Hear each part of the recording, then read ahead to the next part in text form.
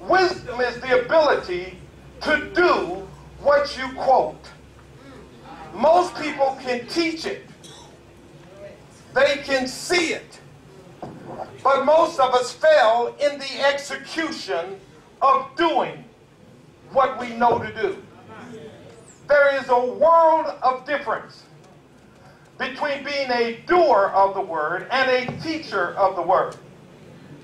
And so you're here to become an executioner. Your goal is to not only know the word, not only teach the word, but to do the word. That you convert your knowledge and understanding to wisdom. That if you don't convert knowledge, young people, you'll just become a very intelligent fool. You're smart in things of the world. You can tell us things that were said by others, but you can't do anything. And so many of the employers today are not so excited about college graduates because they're smart potentially, but they haven't been taught to execute and do. Now, I'd rather have somebody that can do than somebody who read a book how to do. I'd rather the empirical experience. If your life depended upon riding a horse across a very thin precipice, falling hundreds of feet to your death, do you want to ride behind someone who's read a book about it, got a doctor's degree by reading books, or someone for years that have been riding that horse across that precipice?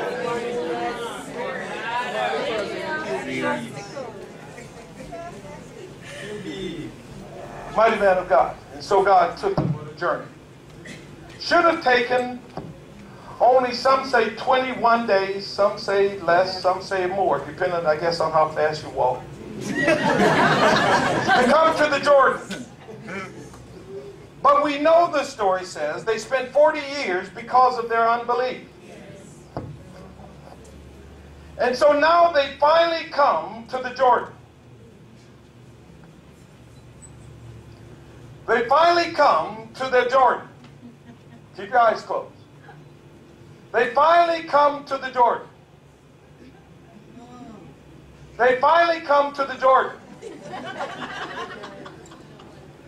And so now they're being challenged. Mighty man of God, as you flopped in logic, without your ability to see, this faith is, do you have enough trust? Do you have enough trust in this invisible truth in you, mighty man of faith? To flop in logic or flop in faith? You flopped in logic. You showed us that you believed in the logic of your senses. But can you also, to the equal or greater degree, flop in faith? Mighty man of God. Don't do it. Don't do it. You're going to hurt yourself. Don't do it. There will be many folks. You'll have parents, teachers that say, don't do it. You to move to this church. Mighty man of God. Don't do it. Don't do it. Can't back up.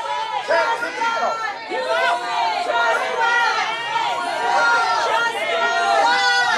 Whenever you're ready.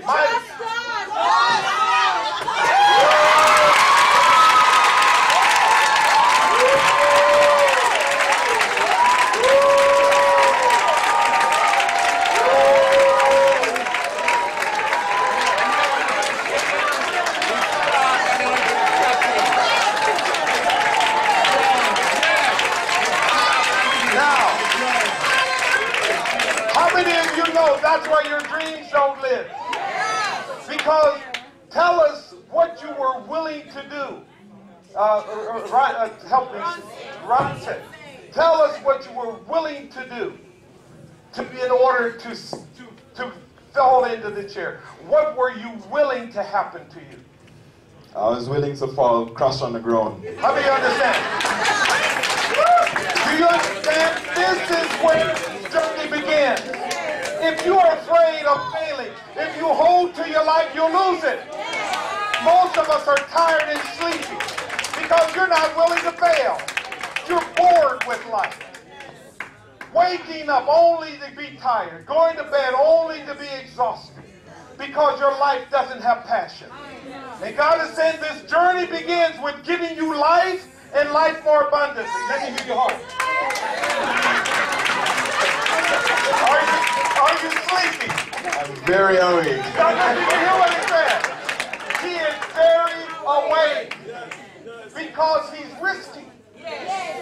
And we will never become great if we don't take risks. If you want to hold to your safety zone, your comfort zone, and yet you look at others that take risks and eat popcorn and say, oh, I could have done that. But do you understand the difference? Is you could have done that.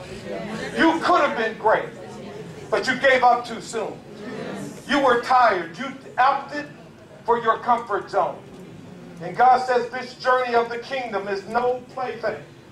That I'm looking for people that are going to love me and shun all others, all of the voices that we're sharing. Don't do it. You'll hurt yourself, and most of us move only as far away as those that loved us. We won't move beyond their own fears. And parents, you must be very careful with your children. They will only, in many cases, be as great as your greatest fear. If you can't swim, don't let them get in water, because you get hurt. If you are afraid of sharks, and it ever